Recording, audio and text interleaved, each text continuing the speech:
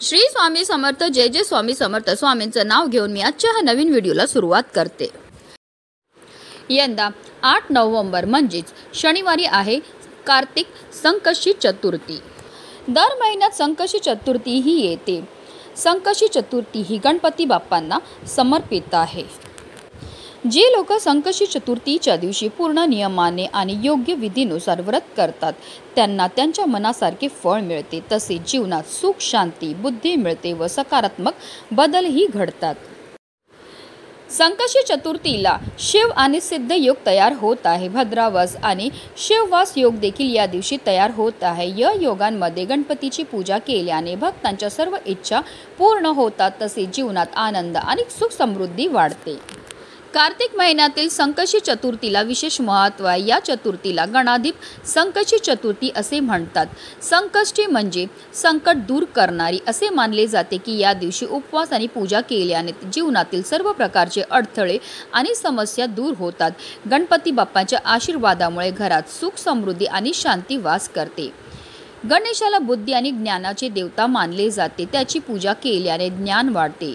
ज्योतिषशास्त्रानुसार जे लोक या दिवशी चंद्राला अर्घ्य अर्पण करतात त्याचे चंद्रदोष शांत होतात आणि त्यांना मानसिक शांती मिळते. नारद पुराणानुसार संकष्टी चतुर्थीच्या दिवशी संपूर्ण दिवसभर व्रत करावे. तसेच घरामध्ये पूजा केल्याने घरातील नकारात्मक प्रभाव दूर होतात. एवढंच नाही तर पूजेने घरातील सर्व अडचणी दूर होतात. घरामध्ये सुख शांती येते. संकष्टी चतुर्थीचे व्रत ज्यांनी केले आहे अशा लोकांनी चंद्रोदय झाल्यानंतर चंद्राचे दर्शन घ्यावे.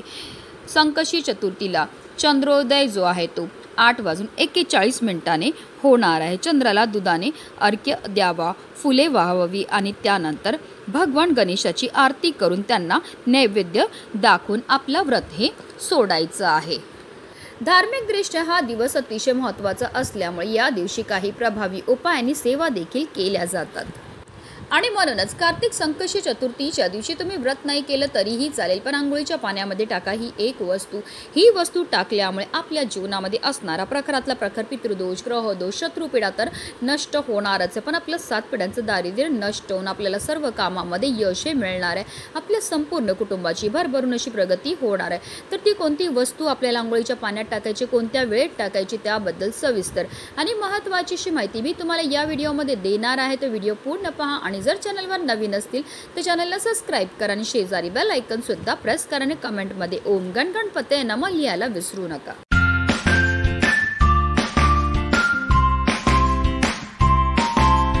कार्तिक महिन्यामध्ये येणाऱ्या या संकष्टी चतुर्थीला अनन्यसाधारण असं महत्त्व आहे.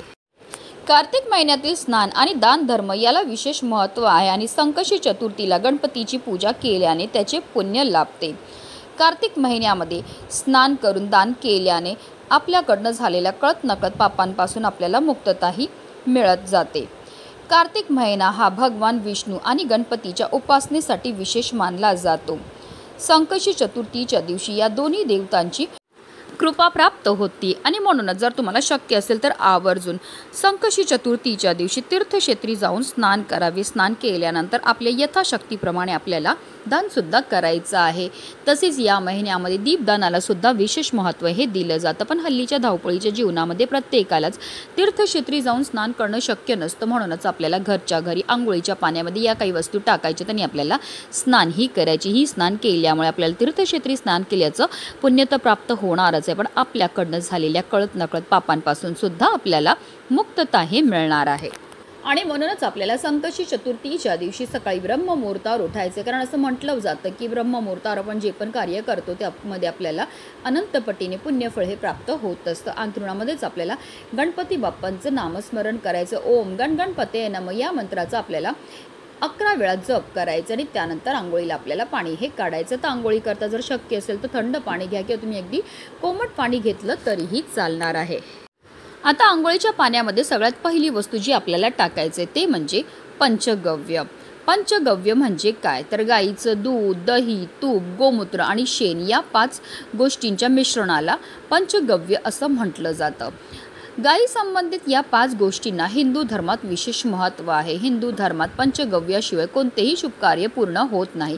खेड्यापासून शहरापर्यंत कोणत्याही धार्मिक सण, शुभकार्य, पूजा विधी यामध्ये पंचगव्याचा वापर करण्याला प्राधान्य दिलं जातं. पंचगव्याचा उपयोग घरगुती शुद्धीकरणापासून ते शरीर शुद्धीपर्यंत केला जातो. आता हे पंचगव्य आपल्याला कुठे भेटेल? तर जिथे पूजेचं साहित्य मिळतं तिथे सहज तुम्हाला छोट्या छोट्या पंचगव्याच्या बॉटल ह्या भेटून जाणार. आता हे पंचगव्य तुम्ही अगदी आंघोळीच्या पाण्यामध्ये टाकू शकतात किंवा तुम्ही अंगाला चोळलं आणि त्यानंतर स्नान केली तरीही चालणार आहे. त्याचबरोबर आपल्याला चिमूटभर काळे तीळसुद्धा आपल्या आंघोळीच्या पाण्यामध्ये टाकायचे. तिळांची उत्पत्ती ही श्रीहरी विष्णूंच्या घामापासून झाली होती. तसेच काळे तीळ हे गणपती बाप्पांना अतिशय प्रिय आहेत आणि काळे तीळ हे आपल्या पितरांना सुद्धा समर्पित आहेत. आणि जेव्हा पण आपण काळ्या तिळांपासून काही उपाय किंवा सेवा करतो तर त्यामुळे आपल्या जीवनामध्ये असणारा प्रखरातला प्रखर पितृदोष, ग्रहदोष, शत्रुपीडा, दारिद्र्य दूर होण्यामध्ये मदत ही मिळत असते. कारण तिळांना दारिद्र्यनाशक असं सुद्धा म्हटलं जातं. तर या 2 वस्तू आपल्याला आंघोळीच्या पाण्यामध्ये टाकायच्यात आणि आपल्याला स्नानही करायचे. पण बऱ्याचदा लोक चुकीच्या पद्धतीने स्नान करतात. त्यामुळे सुद्धा त्यांना केलेल्या उपायाचं कोणतंही शुभफळ प्राप्त होत नाही. म्हणून आपल्याला काय करायचं? सर्वप्रथम 1 मग पाणी आपल्या उजव्या खांद्यावर टाकायचे, 1 मग पाणी आपल्या डाव्या खांद्यावर टाकायचं आणि त्यानंतर आपल्याला संपूर्ण स्नान ही करायची आहे. ही स्नान करताना आपल्याला या एका प्रभावी मंत्राचा जप सुद्धा करायचा आहे.